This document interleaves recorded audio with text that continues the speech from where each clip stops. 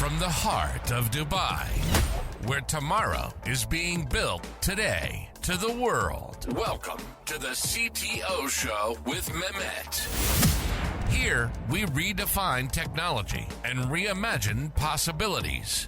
With Mehmet, delve into the riveting realms of AI, cybersecurity, and digital technology.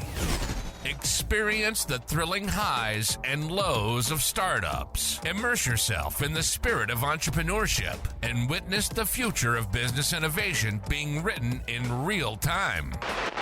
Now, without further ado, let's tune in and explore the future. Hello and welcome back to a new episode of the CTO Show with Mehmet. Today, I'm very pleased welcoming the CEO of Wabi, Brittany. Brittany, thank you very much for being with me on the show today.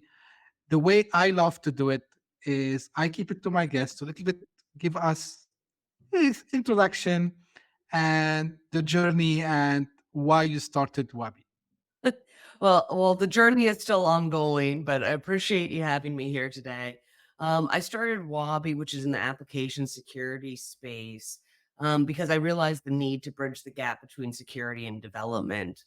Not to say that I think both sides have always gotten the short end of the stick when it comes to integrating security into the software development lifecycle.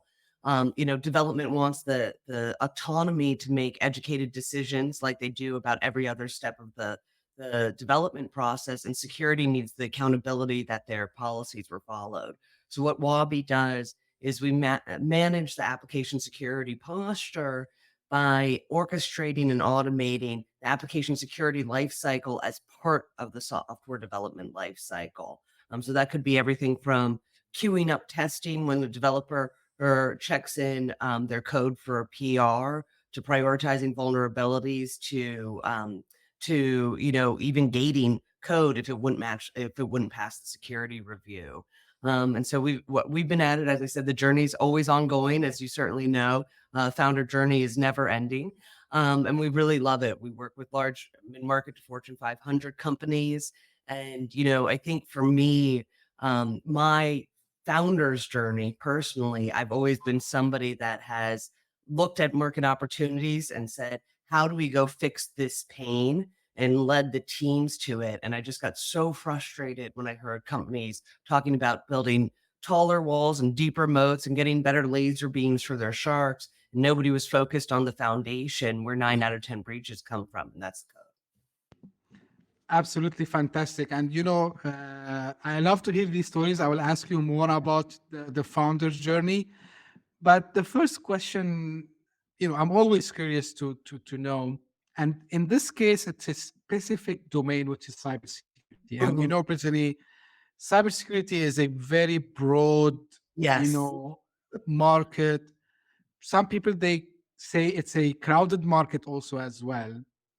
But you took this, I would say, courage decision, and you decide to go into cybersecurity. Was there anything specific that attracted you actually to go and find the gaps that you just mentioned and choose cybersecurity rather than, any other, like maybe hot trend or other technology field? But why cybersecurity? It's a great question. So I love cybersecurity. You're right. I call cybersecurity an alphabet soup, right? And there's always a new one coming, because as technological innovation moves forward, cybersecurity always has to be one step ahead of it, right? AI right now is a great example. There's a ton of AI cybersecurity companies coming out because we have to figure out how to defend against whatever the next innovation is.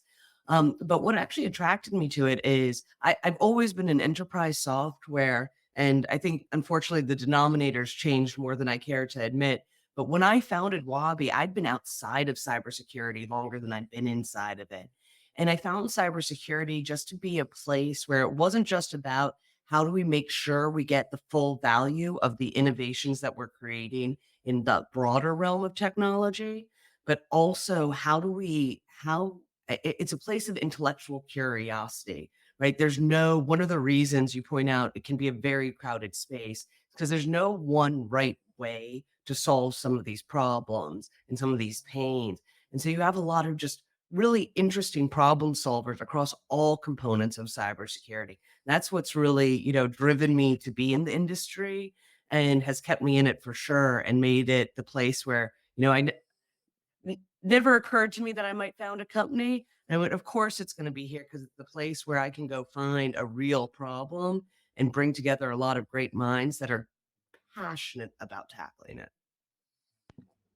That's good to hear, Brittany. Now let's go a little bit dive into what you do in the domain specific about, because as I was saying, cybersecurity is very broad.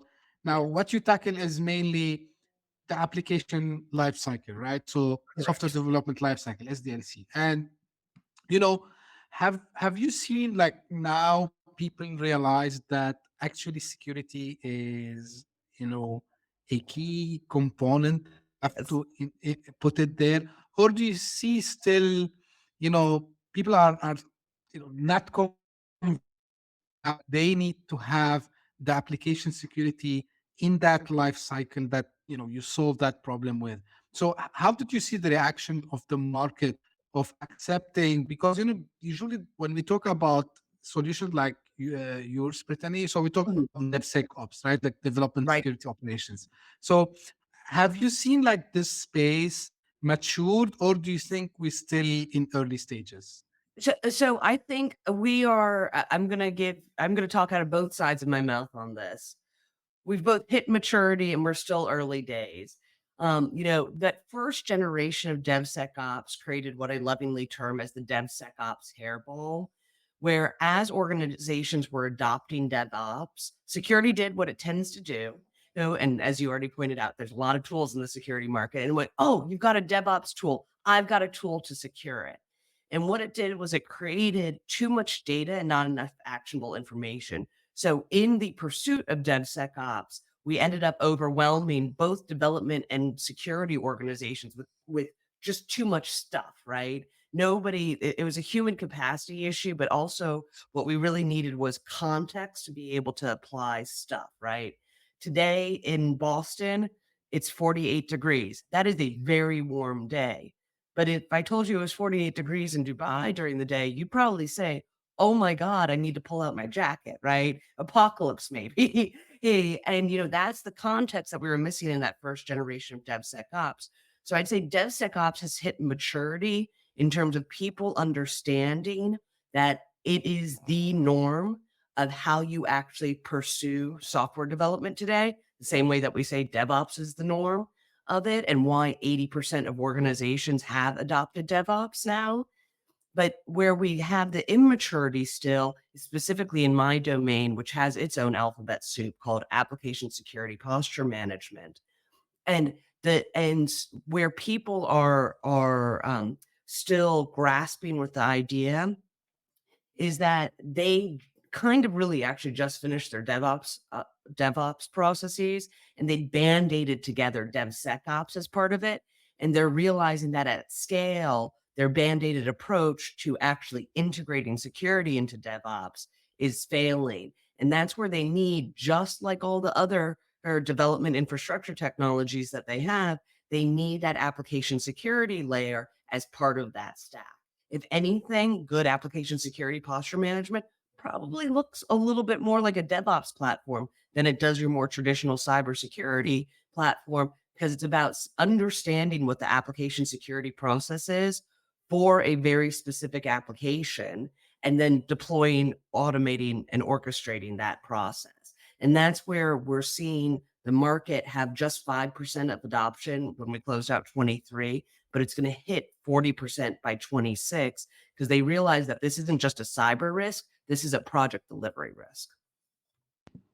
That's great to hear that from you, Brittany. Now, for the audience who might not be very much familiar with application security, so if you can just tell us about what are some of the threats. So because when we say threats in cybersecurity in general, a lot of things, right? The first thing come to mind, people, like even non-technical people now, they know about it, like DDoS attacks, ransomware, and so on.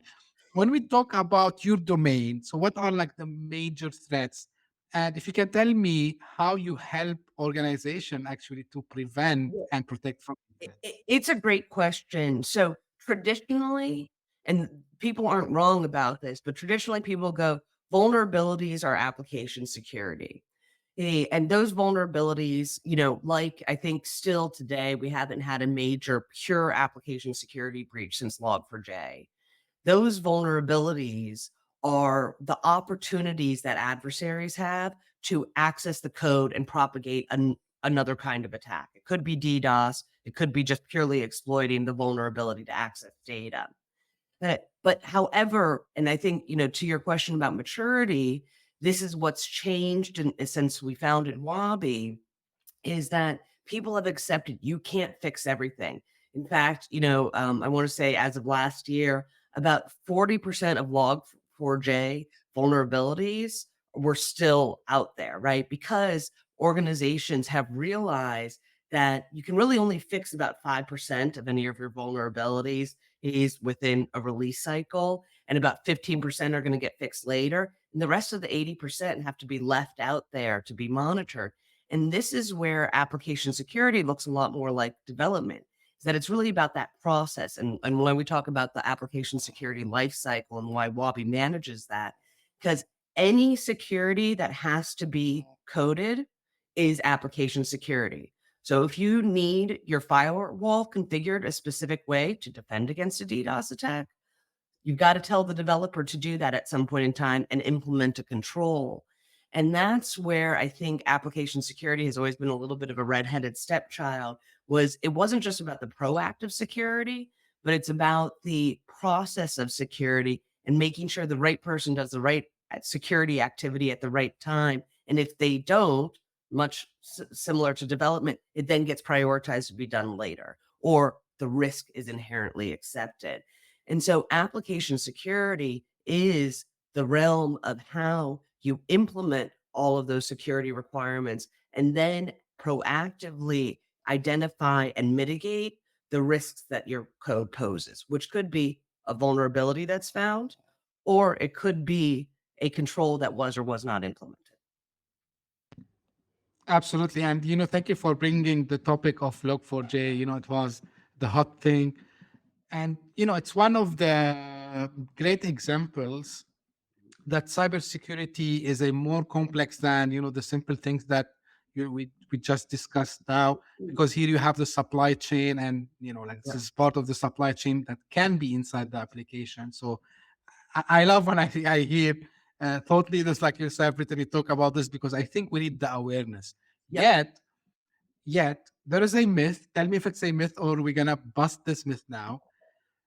Especially when I personally speak with developers, so especially if they are doing still in the early stage, they are doing like an MVP or something like this. You tell them about, okay, I think you should secure this way. And even might not be directly, related to the core functionality of the application. It's like, just for example, okay, have you secured it like from authentication perspective? Oh, okay, we're gonna do this. If we're gonna focus on the security now, this is gonna like make our lives miserable because we're gonna spend more time. Is this a myth, or is it like really something they have to focus on? It is something that they have to focus on. And this is where, and really actually what Wabi was born out of, it's not fair to tell developers that security is their job and make them wade through 5,000 pages of policies to figure out exactly which security thing they have to do at this time. If we could make all developer security experts, we could fix our 3 million and counting cybersecurity professional shortage. Right? That's not the problem. The problem is that we have to find a way to make sure, I'll use exactly your example because I talk about it all the time, right? Your security requirements for some beta project are going to be very different than your security requirements for your crown jewel. Yes, you want, in some beta project, you want to get that prototype out there. You want to you want to make sure people are trying that, and maybe it's not working with real data. Versus that crown jewel, you're willing to slow down on. This is why we actually talk about terms of application security in terms of delivery risk, not just breach risk. And so what's your priority? What is an organization's priority on getting that beta thing out? That's speed. That's pure raw speed. Make sure the developer knows that, and that maybe you're telling them the correct security thing to do as part of the feature requirement. That's what our platform does. But you're not actually going to block the PR if the scan hasn't been completed or something. You're just accumulating the record of it. Versus you get to your crown jewel and you want to make sure every step of that application security program and requirements has been completed, because that creates bigger problems for you down the road, right? Right now, we work with the telco. They say 9 out of 10 times they give the pass because they haven't been able to engage developers and even find out if they did the right thing. Now, this is the myth that I want to debunk here and to bust is I think people think developers don't care about security. This is when we talk about the DevSecOps maturity thing that developers actually do care about security. The problem is that they haven't been given a practical way to know what the security thing is to do. And then the other myth to debunk here is that security teams don't care about the feedback from development. They just want the security thing done. And we actually, in our last year's annual continuous security report, found that 79% of development teams report that their security teams do actually acknowledge and respond to their feedback. But the problem has been without automation, and this is where our realm of application security posture management is coming into its sweet spot. There hasn't been that automation. When you have 100 developers for every one security person, a lot of times it feels to development like exactly what you said. You've got to do it this way. Well, that's just because security hasn't been able to get back to them or even understand maybe what they're developing so that they can say, oh, I get it, right? You're dealing with a batch import. I know that it has PII, but you can't have a 15-minute timeout. Let's work together. And that's really how we're actually going to solve this problem, by creating those feedback loops between the two teams. So I think we've hit as we know as technologists, we've hit you go people, process, then tools. We've come over that people hurdle. And now we're in the world of process, and the tools will get absorbed into it. Who owns that, Brittany? Just out of curiosity, like who should be the persona that driving application security? That is a great question. I would say it is both the VP of engineering and the CTO. You see it differently in different organizations. Some has to do with where somebody came from. If a CTO was an ex-developer that became a security wonk and moved into the security side, they very much own it with a passion. But VPs of engineering have known that this was a problem for a long time, and I hate to say this, they got away with the pass because they're so much closer to delivering on the customer promise, even if it is back-end software. So I think we have one customer that actually jointly secured budget between between development and security, because they understood that this had to be jointly owned between the two to meet both of their strategic goals, as disparate as they may seem at sometimes, where security's job to say, stop, block, I don't want anything from coming in. And development's job is how fast can we get something out? That's really cool. Now, again, out of curiosity, because, anything related to cybersecurity, as I was telling you before, I want to understand, from this perspective, how fast can these people you just mentioned, these persons you just mentioned, can realize their investment? Because in cybersecurity, Brittany, like the main thing when they go to justify, the budget, you get what I mean, right? Well, 100%, right? You can't, this has always been the challenge in cybersecurity. Let me give you the ROI of the tools that I've invested in. And by proving the thing that didn't happen because I invested in tools and a strong strategy didn't happen, and how bad it would have been if it happened, right? They've always been asked to sort of prove ROI on this mystical thing that they did a good job of making sure never happened. And, it's one of the really cool things about application security is that because it's tied to development, you have a hard ROI on it, as well as on the cybersecurity side, right? If you optimize, so you talked about speed. good implementation of application security and ASPM, you can realize it within a week, right? Because you're tied into the development pipeline. So when you're asking somebody to do something, it's part of their existing feature or specs or part of their backlog. And you know how long those stories take, right? So you get the productivity gains on the development side. And then on the security side, one of our customers says that their team of 3 can do the work of 8 to 10. And that's because they have the immediate reduction in manual work and, quite frankly, reduction in firefighting. Some of them call it dumpster firefighting. And so that's the really cool thing about application security, is that because we're not tied just to reduction in breach, right? We actually rarely talk about reduction in breach. It's sort of implicit in the fact that if you're doing good hygiene by running a good application security program, and fixing the right vulnerabilities at the right time, you're less likely to get breached. It's really actually now tying to those same metrics that development has always relied on, which is project delivery. And that's a huge win for both sides. And it makes the story of why security is important so much more tangible for both sides of the equation. Yeah, this is exactly the answer I wanted to hear from you, Brittany. Good. I promise you didn't pay me to say that. No, because at some stage I was sitting on the other side where I was pitching, and this is what the customers want to hear, right? So they want to hear, something that can justify. They are convinced, but of course they need to go maybe sometime to the upper management, to the board, maybe sometime if it's a bigger project. You know what I mean, right? Exactly. And it helps also a more stable security strategy, right? At the end of the day, not just in application security, the CISO's job is to make sure that he has the right security strategy to match the risk profile of the organization. And risk is bigger than just cybersecurity, right? And when it becomes easier and easier to tie it back to that, then it becomes easier to justify a budget. We know, I think we're in a current environment where cybersecurity is not getting decreased budget, but they're not growing their budgets. And so how do they justify those things that they know are core? And application security really is that foundation that says, how does my company risk align with my security risk, allows for the justification of that. Now, Brittany, also something I wonder, there is a say that every company, even if they are a software company or not, they are becoming a software company somehow. Yeah.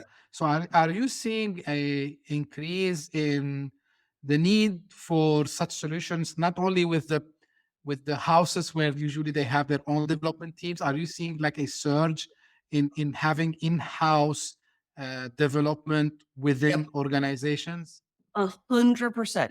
I'll give you an example. There's a retailer we work with, and you would think of them, and it's not even a retailer that you would necessarily think of as being traditionally e-commerce, right? They're more in the arts and crafts space. And so you think of that as a very tangible thing. You walk in and you pick out your markers and everything. And even they have a significant in-house development team, because for them, software is competitive advantage. And that is very much to your point that every company is a software company. You talk to Starbucks, they say, look, we're a software company. Our software just ends up spitting coffee out at the end of our code. And that is where, I think the scalability of security becomes even more important nowadays, that you may actually have some of these companies that are software companies, but not in the traditional realm of software. And they're understanding that this is about a productivity gain.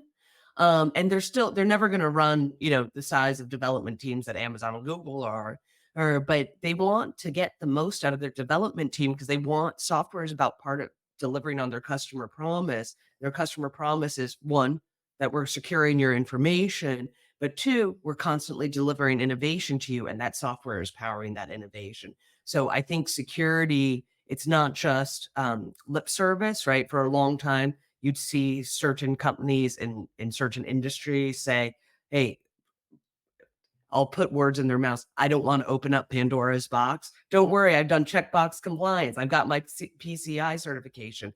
And now that, people are getting closer and closer to the root of it, which again is the code, they're understanding the strategic benefits of good application security and the fact that it can allow them to maximize the value of the development teams they've invested in.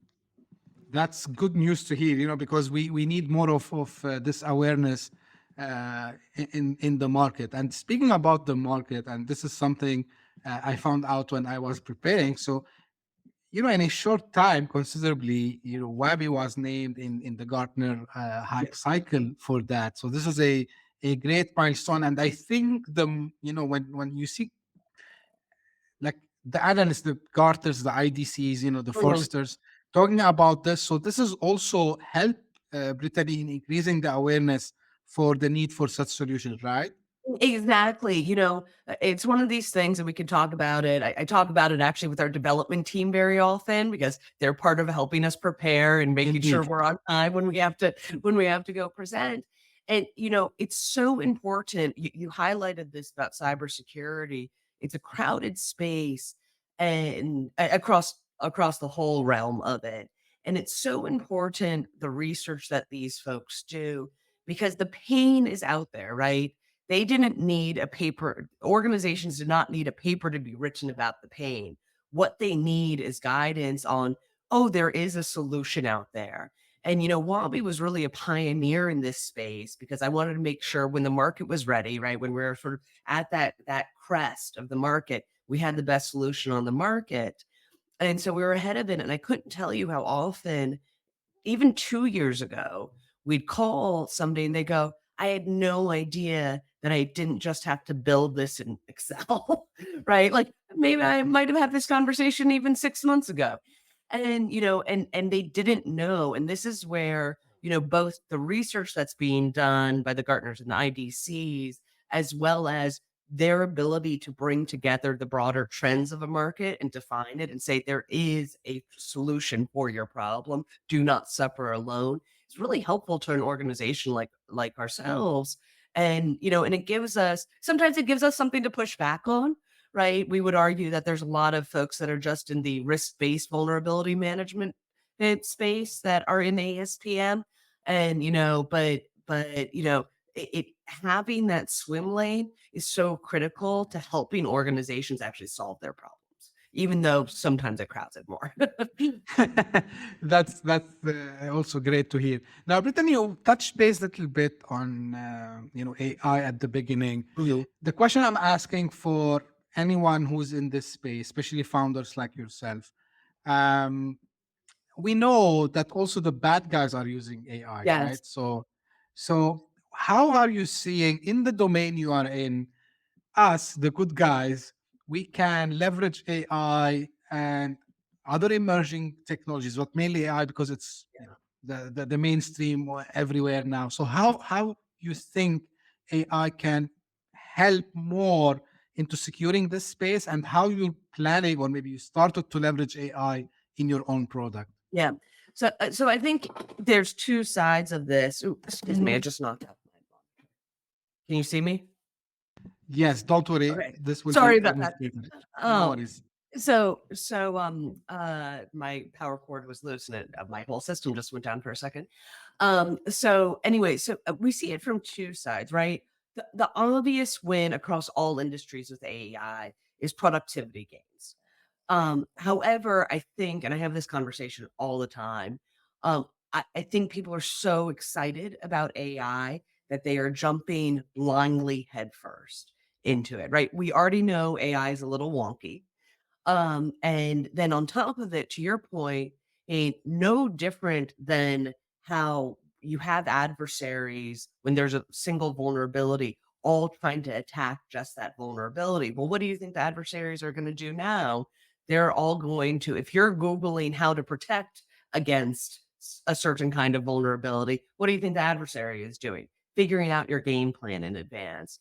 And personally, one of the things we did immediately was roll out a policy that said, hey, look, if you are willing, it's the equivalent of something that you would go search for. I live in Excel, so I'll use Excel as an example, right? Hey, somebody has always built the Excel formula that I want to use.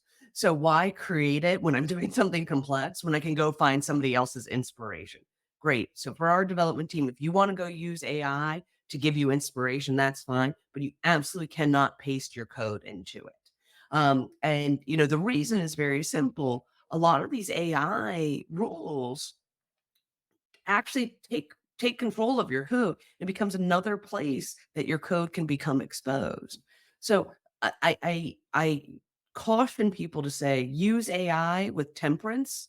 We even actually saw some burnout early on, right? It was like cool for 6 months. And we're coming back, right? Figuring out the right way to integrate it into our own processes. But from a security perspective, I think this is where now more than ever, to capture the good while protecting against the bad, you really have to understand the context of your applications, right? So it could be back to your early example of, hey, we're doing some kind of prototype project. We want to get it out quickly. That may be fine to use a bunch of AI code, but as the application advances in terms of risk profile, that's where you then need good application security and the orchestration of it to make sure that the right controls are being put in. Because by the time you get to your crown jewel, you probably don't want a ton of AI generated code, if any at all, in there. And then you're going to have different layers of AI security tools on top of that as well to scan to make sure it's not something that had accidentally been put into AI. So I think that's where you have to address both issues at the same time. Yes, we do want to use AI in development for productivity gains, but we're going to have to gate it. And we have to know when the right times are to gate it. Because overall, if we think about the philosophy of DevOps, it's not just about speed, it's actually about efficiency. And the earlier you learn something, the more efficient you can be to get something out so you don't have a surprise at the end. I think to me, that's the so-called problem of AI and how we can best defend against those guys that are sitting in AI going, how do I attack this vulnerability? Right. So I think that's really, I look at it very wearily. I'm very aware of it and I look at it very wearily for that reason. But it brings a lot of, the AI security tools are also still very young. And this is where process is really going to have to play a big part. Yeah, absolutely. And like I'm fan of, for example, focusing more, and it's the core of the DevOps actually. Focus more on automation rather than focusing on AI because automation became, unfortunately, in my opinion, underrated with the big, this hype around the AI. Of course, I'm not saying AI, don't use AI. I encourage people to use AI as well. But when I share anything, I say, think automation before you think AI, because it's like start with automation, then try to add the AI thing to it. We were talking with one of the analyst firms that you just mentioned, and they were reviewing their results from their latest survey about what everybody wants in their application security tools. And guess what? They wanted AI. And I said, like, can we have an honest conversation here? Did I miss a transition? And did everybody get that automation and orchestration in place to actually maximize their teams? They said no, but they want AI. So for us, one of the things that we've looked at AI from is really almost more of that in our product. We specifically call it guided decisions. And I talked about we can't make developers or security experts overnight, and nor should they be, right? Because their specialty is development, right? And a security person's specialty is security. And so really for us, the role of AI is how can we make the Sabi is our AI bot. How can we make Sabi more and more helpful? And, I've always said we're the guardian angel on their shoulder, help them understand why they have to do something. Oh, it's not just that Wabi prioritized this vulnerability and it's in your backlog now. It is in your backlog for this reason, that reason, and this reason, which may be different for developer A versus the developer B wants to know, oh, hey, how long do you think it's going to take me to fix this? Because I'm trying to figure out my workload and how I manage this sprint. And that's really where we can give more of that guided intelligence. And I think that's where, again, we're both on the same page here. You got to have that automation and orchestration in place first, because otherwise you're just going to end up with a big AI hairball instead. Absolutely. And, this is why I tell people, okay, embrace the technology, but first try to maybe you don't need that advanced thing to solve the problem. So it might be No, solved in right, right. any. The problems are much more fundamental. I say it all the time. There are no new problems. They're just new applications of old problems. I talked about my pre-cyber life. I was in the ERP space, and it's very much impacted, like relational databases. It has very much impacted how I look at the application security space, because to me, this was a data into actionable information issue, right? How do we bring together all this disparate data that needs to have different things done with it at different times into a single little platform that can manage it and then segment out the workloads, right? That is not a new problem, right? That is a problem as old as time, right? That's where Ford's manufacturing line came from. And I'm sure if we go back to, to caveman, people went and did the hunting and people did the cooking, right? We've always had this segmentation of labor. So focus on that first and solving that problem. And then the AI is going to be the gravy on top, right? And then whatever the next thing is. Fantastic, actually. But I'm gonna leverage something to switch gear, which you mentioned. You said you were in the ERP. Now, as a founder, Brittany, and this I'm asking you because this is, I believe it's a skill, which is spotting opportunities and then try to capitalize on this.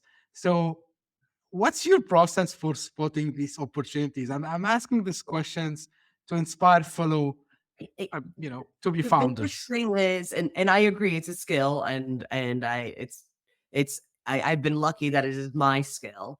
I think that there's two things to look at. One, you've got to be constantly talking to the people experiencing problems. They may be customers, they may be prospects, right? My founder journey, I was working for another cybersecurity space company in a totally different cyber space. And I was talking to prospects, analysts, customers, and I was so frustrated that they were all talking about, as I said earlier, taller walls and deeper moats, and nobody was talking about the root cause. And that was sort of identifying that pain. Yet, if you talk to them, don't ever ask, do you want to buy my thing, right? That's not identifying their pain. Ask them what is on their mind. And what I kept hearing from them was that they were investing in all these tools to build up their perimeter security, but their top of mind concern was how they managed all of these vulnerabilities that were growing exponentially. In 2023, we had 26,000 new vulnerabilities alone. And they saw this as like this carbon monoxide that was just creeping up on them and was going to cause a big problem in the future. And that's really how you can start to identify a market that, before anybody gives a name to it. The second thing is that you need to look at the trends, and this is again where our analyst friends are very helpful, of the adjacent markets.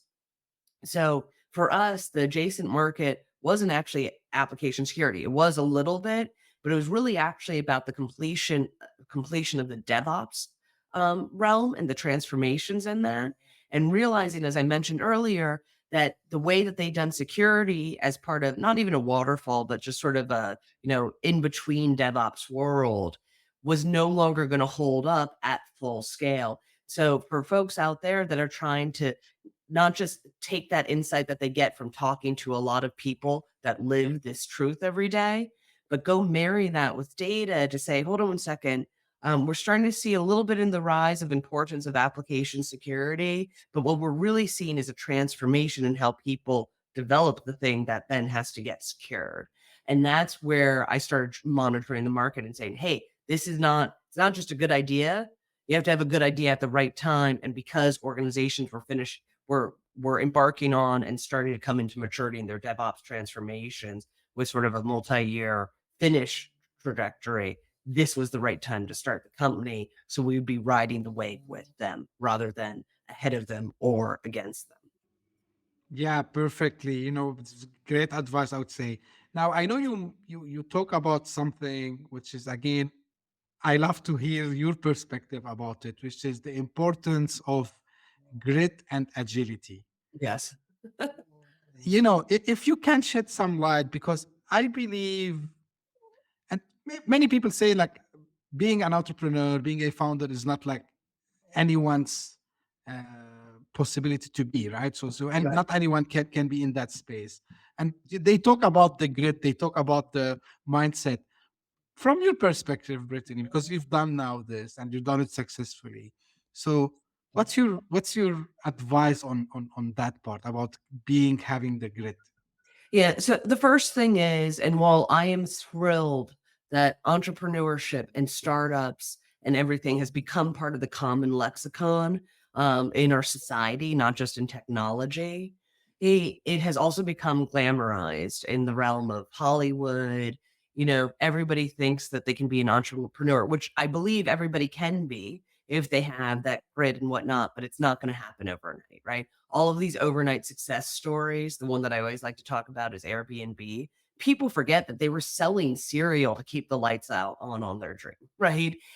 None of these are overnight success stories. In fact, I think that the average stat says it's something like 6 to 7 years before you actually really get traction, which I get, right? It takes time. You have to iterate. You have to get that feedback. The market has to sync up with where you are. Pandemics may happen.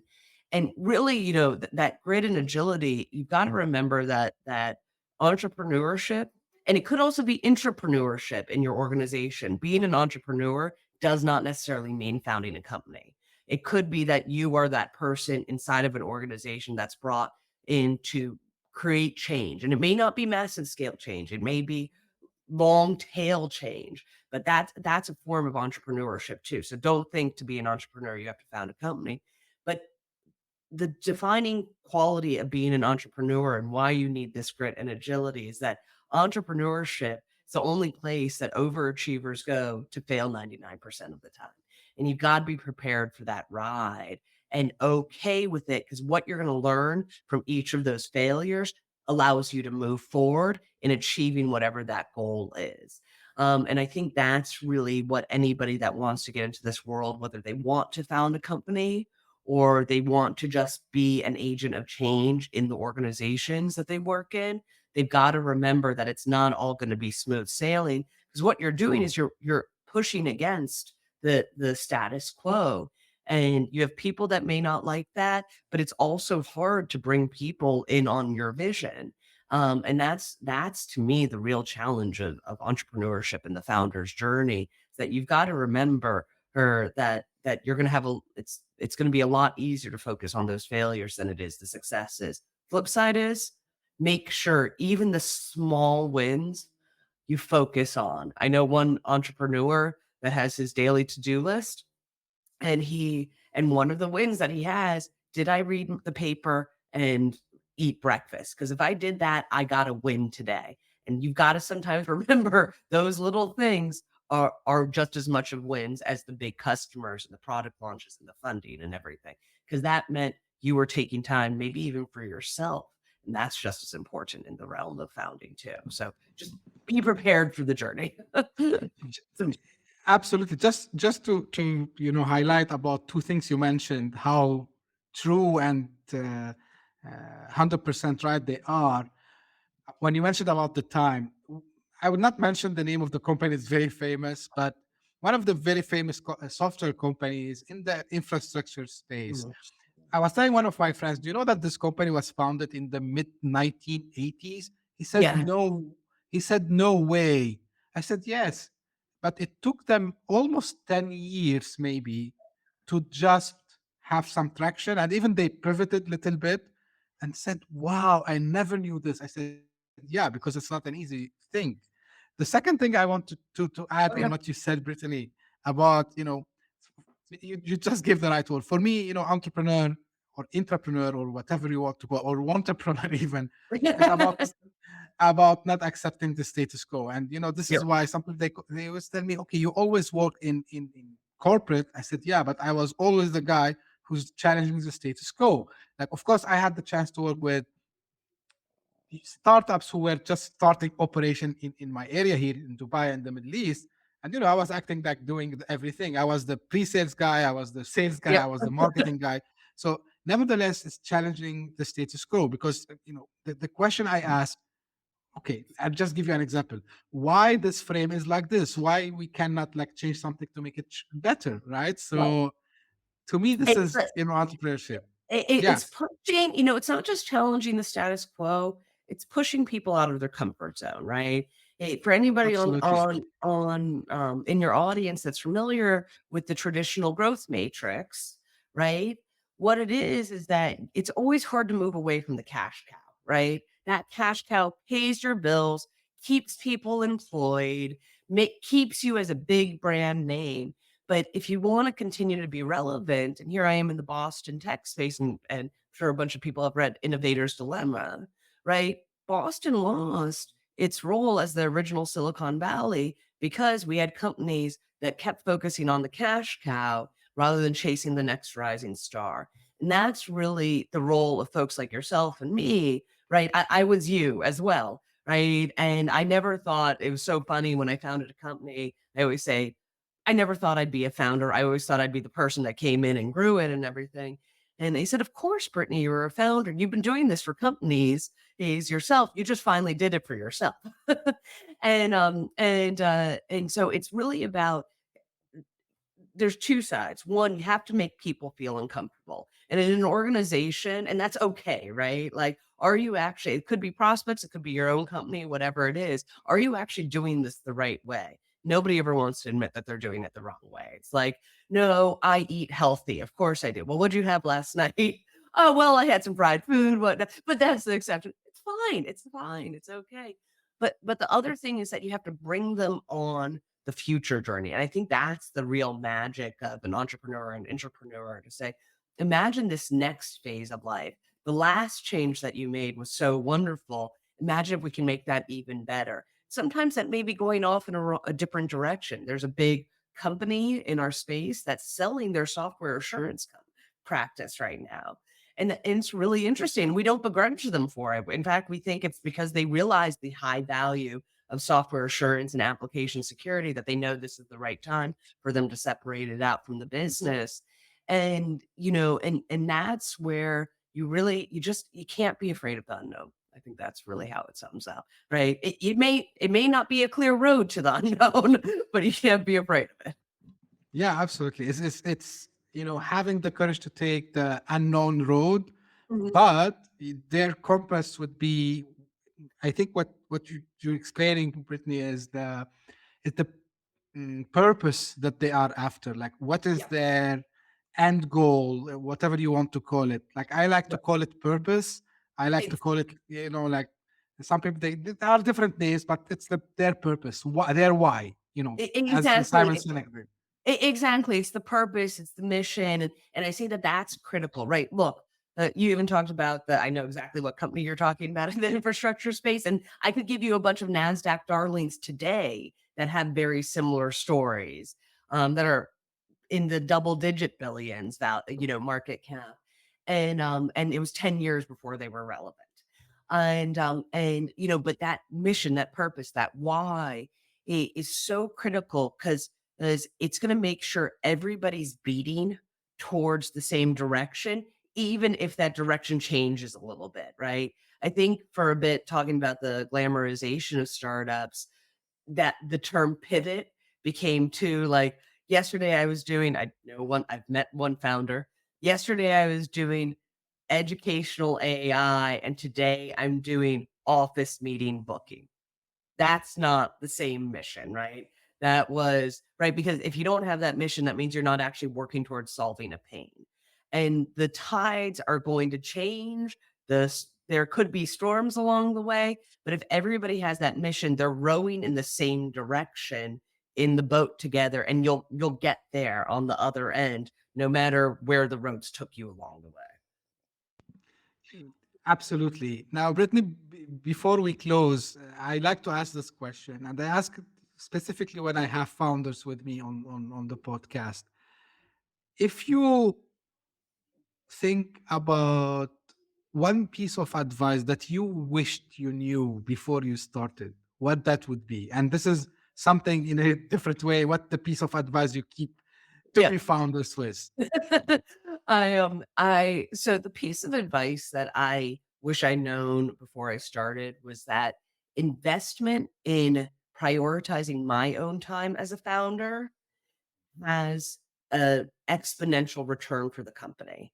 I think especially founders, you said it yourself, right? You were a man of many hats, right?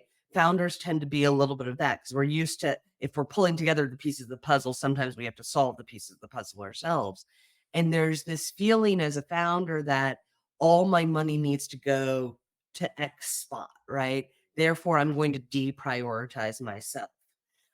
Because I can do it. I can do marketing. I can do back office, whatnot. What you don't realize is that every hour that your time isn't going towards setting that purpose, helping your team, working with customers is actually a drag on the business.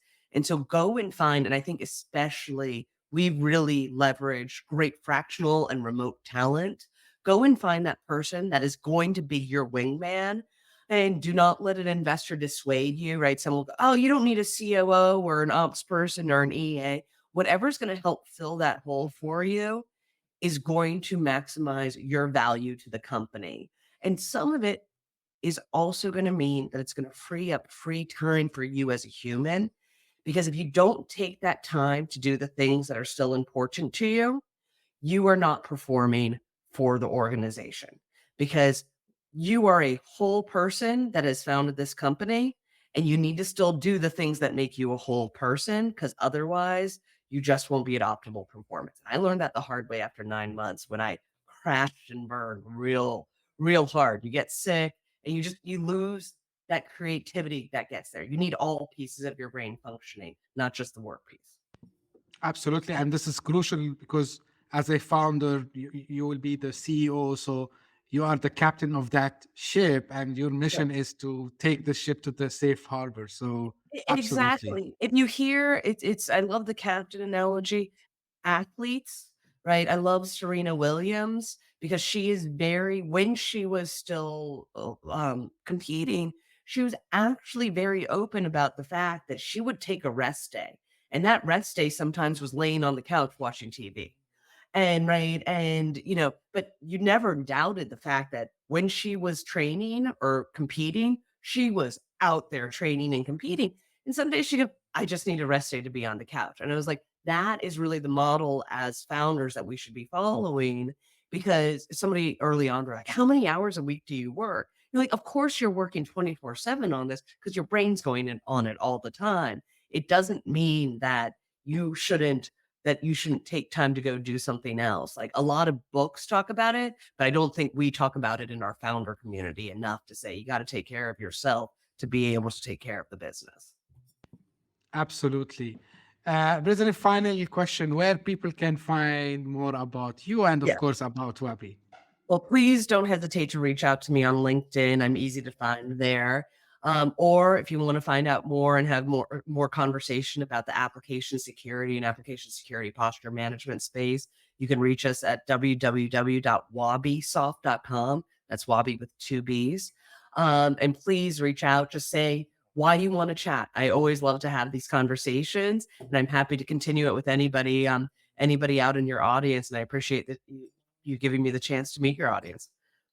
Oh, my pleasure. By the way, don't worry. Every URL you mentioned will be in the show notes, so we'll make the audience lives easier. Brittany, I love these conversations, not because of the technology. Of course, it's very important, but because also to show, what's the story behind. And, the story behind Wabi, very obviously, it's mission driven. It's a passion that you have. So thank you very much for sharing that. And it's good also that we made very, maybe in a shy way, awareness about application security and DevSecOps. So I hope people will benefit from it. And as you mentioned, if someone is interested to learn more, they can reach out to you and to your team as well. So if they are interested in learning more about Wabi. And at the end, this is how I end all my podcasts. So this is for the audience. If you discovered this podcast by luck, or if someone just sent you the link and you get to this episode, thank you very much for passing by. I hope you enjoyed the conversation. If you did, please subscribe. We are available on all the podcasting platforms, and we are available on YouTube also as well.